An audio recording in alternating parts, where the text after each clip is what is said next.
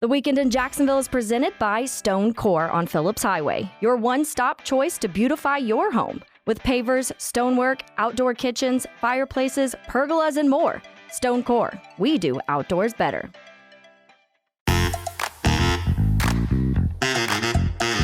What's going on, Googans? It is your second favorite media mogul here, sitting in for Dan Hicken with the weekend ahead here in Jacksonville sports. Mia O'Brien set to get you ready for an exciting pre-Memorial Day week here on the First Coast. Let's begin with your Jacksonville Jaguars, who, once the weekend is over, will be on the practice field for OTAs for the first time in this 2023 season. Now, before we get to OTAs, we did get our first look at the Jags at rookie minicamp a week ago.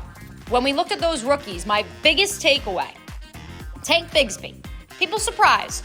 Third-round pick, running back, day 2? Really? I'll tell you this much. We've talked so much since James Robinson was traded to the New York Jets last year about pairing Travis Etienne with a bowling ball, with a bigger running back.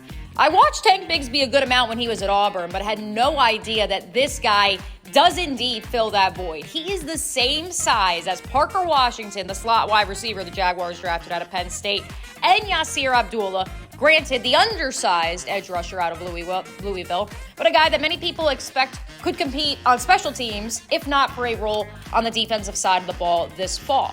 Tank Bigsby has Saquon quads. Say-quads, I think is what the kids call it these days. I expect him to play a major role for the Jags in his rookie season. I think of any of the rookies not named first-rounder Anton Harrison, he has the best chance to compete right away for the Big Cats. Obviously, part of why so many of those rookies won't be competing in their first year in Jacksonville is quite simply because the Jaguars returned 21 of 22 starters from that loss to the Chiefs in the divisional round a year ago. OTAs will be held, throughout the course of the next 3 weeks. We will only get a look, though, once a week. So Monday morning, we get to talk to Doug Peterson, Press Taylor. We get to see the guys on the field. That's it for that week. Then we go Memorial Day, although they will have 2 other practices during the week. We won't see them again until Tuesday, and then we will see them again the following Monday. The install will be going on.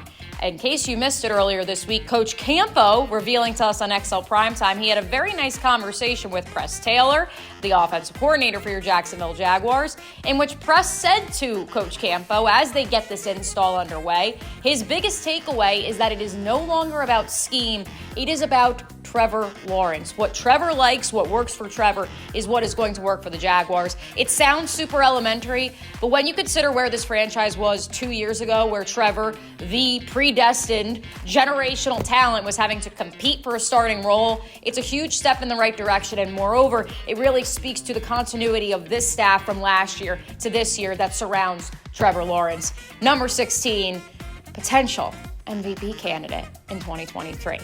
Quick note on the college front. I know a lot of you FSU fans like to heckle us here at 1010, say, you Gator homers. Give us some love. Double-digit wins last year, bringing everybody back, somehow convinced Jared Verse to come back to college. I'll give you this. No one is the Pied Piper of the transfer portal at this current juncture, outside of maybe Lane Kiffin, than Mike Norvell. He lands another big-time talent out of the transfer portal. Keon Coleman, former 4-star wide receiver out of Michigan State, fills a big void with Micah Pittman, the younger brother of Michael Pittman, transferring once again after he transferred into Tallahassee a year ago. And I think that's safe to say Jordan Travis will have a variety of weapons at his disposal in his final season, or I would think it's his final season of college ball. We'll see if the Noles can achieve some of those lofty expectations I know their fans have. And finally, want to give a shout out on the high school front. High school baseball state championships are underway. One team here locally will play for it all in Class 1A as St. John's Country Day will face Lakeland Christian 11 a.m. after defeating Westminster Academy 8-3 in the semis. I like this one. Head coach Tom Lucas saying that this team wants its own legacy and adds the first baseball crown to the trophy case. It's pretty incredible when you consider the amount of talent that lineup has had in Clay County over the last few years. I believe it was just last year they had 9 D1 signees. Don't quote me on that one. But this is a program that continues to turn out amazing college talent, but they've never been able to win it all. We'll see if they can do that down in South FLA this weekend. Supposed to be pretty nice temperatures, so get on out there. I know I'm going to be headed out to the beach, dancing in the streets. Trent Baalke made an appearance last year. We'll see if he will this year. We'll see you guys on Monday.